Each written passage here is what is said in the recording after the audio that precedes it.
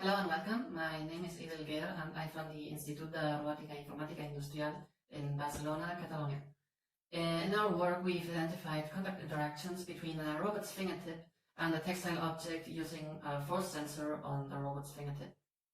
For this purpose, we designed 4 tasks to be executed by an industrial robot armed with 6 degrees of freedom that showcase a variety of effects on the cloth objects.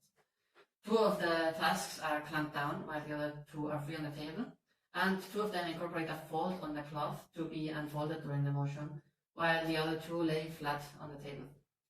These tasks were executed on 3 everyday textile objects: a large kitchen cloth, a small napkin, and a t-shirt. And we also had an extra piece of denim without hems to compare the signal of losing the object after going over a hemline versus not going over any hemline.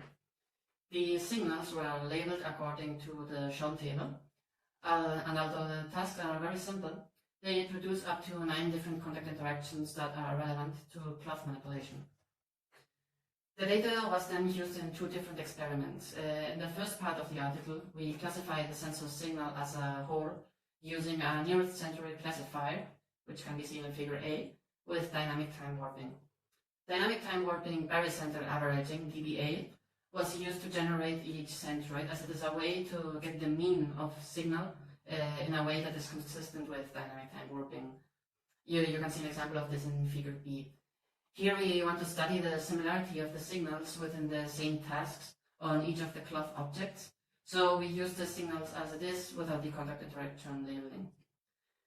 On the second part of the article, we focus on the interactions that are happening each time frame of sensor data.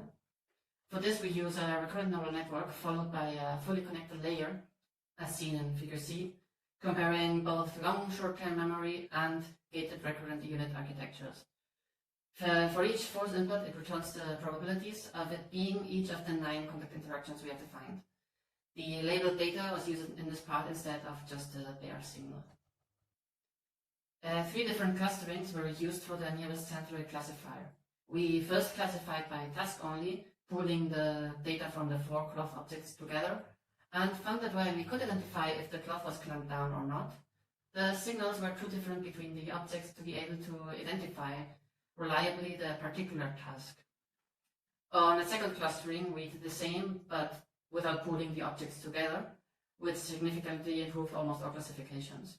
So we did then a third clustering, where we classified both by task and object, and here we got the best accuracy of the 3, which shows that the effect of the type of cloth we are manipulating is not negligible and has to be taken into account if we want to correctly identify what is occurring as a whole.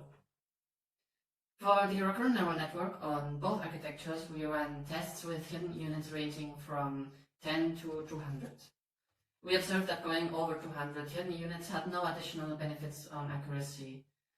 So all objects were pulled together here, and both architectures were able to identify the contact interactions with a very high degree of accuracy.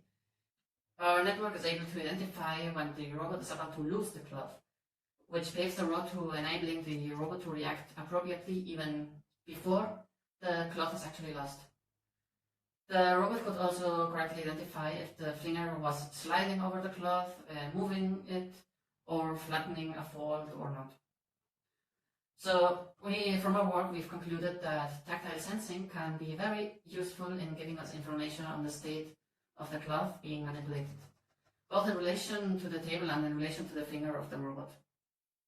Contact interactions between the finger and the cloth could be identified with high degrees of accuracy, information that could be crucial in helping the robot understand the manipulation it is performing, closing the loop in control algorithm, or even estimating the current state of the cloth.